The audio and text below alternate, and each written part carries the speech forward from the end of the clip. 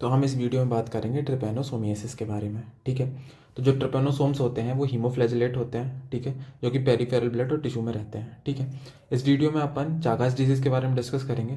Trypanosomiasis से दो disease होती हैं, अफ्रीकन स्लीपिंग सिकनेस और चागास डिजीज़। ठीक है, तो इसकी दो स्पीसीज़ हैं, अफ्रीकन ट्रिपैनोसोम्स और अमेरिकन ट्रिपैनोसोम्स। ठीक है, तो अफ्रीकन वाला है वो सीची फ्लाई से ट्रांसमिट होता है और African sleeping sickness disease cause कराता है। जबकि जो अमेरिकन ट्रिपेनोसोम्स हैं वो अपना जो वेक्टर है रेडोविड बग उससे ट्रांसमिट होता है और चागास डिजीज़ कराता है। ठीक है, तो अपन चागास डिजीज़ के बारे में डिटेल में देखते हैं। ठीक है, चागास डिजीज़ या फिर ट्रिपेनोसोमा क्रूजी जो है ये कराता है। ठीक है, यह एक पॉजिटिव एजेंट है जो कि साउथ अमेरिकन ट्रिपेनोसोमियासिस जो कि कराता है। ठीक है, जनरली रेस्ट्रिक्टेड कहाँ पर है, ये साउथ और सेंट्रल अमेरिकन कंट्रीज़ हैं जो कि ब्राज़ील, अर्जेंटीना और यहाँ पर ही रेस्ट्रिक्टेड है ये। और 16 से 18 मिलियन जो पीपल हैं वो इन्फेक्टेड हैं इससे। और बहुत ही ज़्यादा देखने वाली बात यह है कि एनुअल इंसिडेंस जो है इसका हर साल 2 लाख केसेस आते हैं, जिसमें से 50,000 डेथ हो जाती हैं। तो ये बहुत ज़्यादा बर्डन है।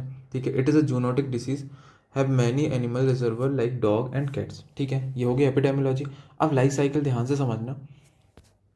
तो सबसे पहले जो ट्रिपेनोमा क्रूजी है ये ट्रांसमिट होता है, जो जो ये रेड बग है जब ये काटता है, जो इसकी फीसेस हैं, जैसे कि कहीं पर इसने छिला हुआ, कहीं पर इसने काटा, जो इसके फीसेस हैं उससे जो ये ट्रिपेनोमा क्रूजी है ये ट्रांसमिट होता है। ठीक है, तो सबसे पहले ये रेड बग के फीसेस से, जो कि ट्रिपोमेस्टिकोट फॉर्म में था, वो फीसेस से होकर ह्यूमन बॉडी में एंटर कर जाते हैं। ठीक है, सबसे पहले ह्यूमन बॉडी में एंटर कर गया ट्रिपोमेस्टिकोट्स। ठीक है, ट्रिपोमेस्टिकोट्स एंटर कर गया और वो ट्रांसफॉर्म होगा ए मेस्टिकोट में। ठीक है, ए मेस्टिकोट में ट्रांसफॉर्म हो गया। ठीक है, यहाँ पर देखो ये मेटासाइक्लिक ट्रिपोमेस्टिकोट था, ये कन्वर्ट हो गया ए मेस्टिकोट्स में। ठीक है, तो जो ए मेस्टिकोट है वो मल्टीप्लाई करता है एक्टिवली, और ये इंटरसेलुलर स्टेज है, सेल्स के अंदर प्रेजेंट होता है, जो कि रेटिकुलो एंडोथेलियल सेल, मसल्स हो गई, नर्वस टिश्यू, इन सब में प्रेजेंट होता है, बहुत ज़्यादा डिवाइड करेगा।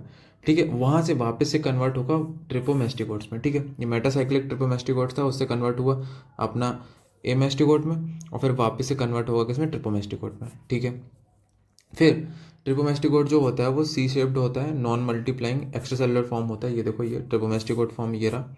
ठीक है, फिर वेक्टर में वापस से जाना, अब वो जो रेड बग था उसमें वापस से जाना पड़ेगा, है ना, उसको वापस से जाना तो कैसे जाएगा, तो ये तो वापस से जो रेड बग है इसको काटेगा, और जो ट्रिपोमेस्टिकोट है ना वापस से इसके गट में चला जाएगा। ठीक है, in the gut of reduviid bug the trypomastigote transfer into एपीमेस्टिकोट।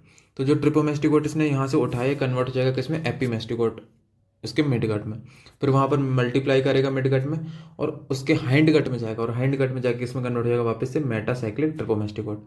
ठीक है, फिर मेटासाइक्लिक ट्रिपोमेस्टिकोट जो है वापस से ह्यूमन में आएगा, फिर कन्वर्ट होगा ए मेस्टिकोट में, फिर ए मेस्टिकोट वापस से ट्रिपोमेस्टिकोट, ट्रिपोमेस्टिकोट बग फिर वापस से काटेगा, तो ये साइकिल चलती रहेगी। ठीक है, ये थी लाइफ साइकिल। ठीक है, फिर नेक्स्ट आते हैं पैथोजेनेसिस एंड क्लिनिकल फीचर में। तो चाकास डिजीज़ है उसमें मेनली 4 स्टेजेस में इसके क्लिनिकल फीचर मिलते हैं। अर्ली स्टेज डिजीज जिसको बोलते हैं, it is characterised by cutaneous और ऑकुलर मैनिफेस्टेशन। तो इसमें स्किन में और आँख में मैनिफेस्टेशन मिलते हैं। तो सबसे पहला chagoma, it form a painful subcutaneous nodule at the site of deposition of bug faeces commonly seen on faces. तो जहाँ पर भी बग फीसेस का डिपोजिशन होता है वहाँ पर ये चागोमा दिखता है। ठीक है, सबक्यूटेनियस नोड्यूल बन जाते हैं। फिर नेक्स्ट आता है रोमाना साइन, इसमें unilateral painless oedema of the eyelet हो जाता है और कंजक्टिवाइटिस हो जाता है। तो यहाँ पर दिख रहा होगा ये है रोमाना साइन। तो पहली स्टेज हो गई। फिर दूसरी स्टेज में क्या, एक्यूट चागास डिसीज। जो 1% केसेस हैं वो एक्यूट स्टेज में जाते हैं, उसमें फीवर, हेपेटोस्प्लीनोमेगेली और लिम्फेडिनोपैथी होती है। तो एक्यूट चागास डिसीज। फिर नेक्स्ट आता है intermediate stage, it is the asymptomatic phase lasting for years to decade before progressing into the symptomatic और क्रॉनिक स्टेज। ये इंटरमीडिएट स्टेज है, इसमें कोई भी सिम्टम्स नहीं रहते हैं, ये 1 साल से 10 साल तक हो सकती है, और फिर इसके बाद जो है डिसीज़ क्रोनिक चागास डिसीज़ में जाएगी। क्रोनिक चागास डिसीज़, इसमें क्या होता है, parasite multiply in the muscles and nervous tissue producing various type of manifestation.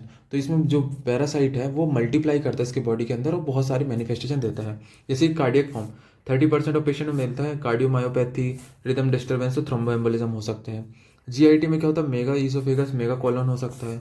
Auto immune hypothesis में क्या है, तो ऑटो इम्यून हाइपोथेसिस में ये है कि जो ये ट्रिपेनोमा क्रूजी है ये एक एंटीजन जो है, जो इसका एंटीजन है वो क्रॉस रिएक्ट कर जाता है मैमेलियन नॉर्मल एंटीजन से। ठीक है, मॉलिकुलर मिमिक्री कर जाता है।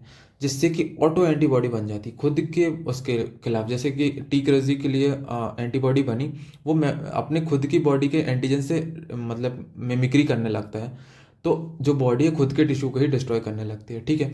जैसे कि इम्यून रिस्पॉन्स आएगा, CMI सेल मीडिएटेड इम्यूनिटी आएगी, तो खुद की बॉडी को ही डिस्ट्रॉय करने लगेगा। तो जैसे कि ये जो कार्डियक में स्टेज आई थी, कार्डियोमायोपैथी, मेगाकोलोन, ये सब जो चीज़ें थी ये इसकी वजह से हो रही है, ऑटो इम्यूनिटी की वजह से, ठीक है। फिर नेक्स्ट आता है लैब डायग्नोसिस में। Lab diagnosis peripheral blood microscopy करते हैं, जैसे वेट माउंट प्रिपरेशन और थिक और थिन स्मीयर करते हैं। थिक स्मीयर में अपन क्वांटिटी निकालने के लिए कि कितना पैरासाइट का क्वांटिटी है, और थिन में कौन सा उसकी मॉर्फोलॉजी वगैरह पता करने के लिए, ठीक है। कल्चर करेंगे, blood is inoculated into NNN medium, ठीक है। एंटीबॉडी डिटेक्शन, एंटीजन डिटेक्शन, ठीक है, ये सब एलाइजा से कर लेते हैं। मॉलिकुलर मेथड में PCR है। एनिमल इनोकुलेशन में माइस में अपन इसको इनोकुलेट कर सकते हैं। फिर आखिरी में आता है ट्रीटमेंट।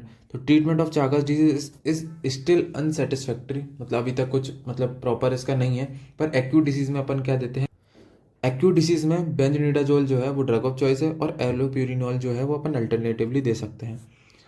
और क्रॉनिक डिसीज में these drugs lake efficacy and may cause many side effect, ठीक है। इनकी एफिकेसी भी कम होती है और साइड इफेक्ट भी बहुत होते हैं। तो अपन को सपोर्टिव ट्रीटमेंट देना है कि जैसे कि कार्डियोमायोपैथी हो गया, रिदमिया हो गया, तो अपन पेसमेकर लगा देंगे। Mega oesophagus mega colon surgical correction करेंगे। तो मतलब कुल मिला के सिम्टोमेटिक ट्रीटमेंट कर रहे हैं, कोई प्रॉपर ड्रग नहीं है इसकी। प्रिवेंशन ऑफ द डिसीज कैसे अपन प्रिवेंट कर सकते हैं, प्रोफाइलैक्सिस की मान लो कि अपन जो इंसेक्टिसाइड छिड़केंगे, जैसे कि वो रेड बग है, वो डिसीज़ फैलाना, हेल्थ एजुकेशन देंगे सबको, और इंसेक्ट से एक्सपोजर कम करेंगे जिससे कि डिसीज़ फैले ना। हाउस होल्ड इम्प्रूवमेंट, वो जाली वगैरह लगाएंगे उससे, ठीक है। तो ये था चागास डिसीज़ में। और आपको और कोई वीडियोज़ अगर चाहिए हो तो कमेंट सेक्शन में बता देना। All the best for your exam. Thank you.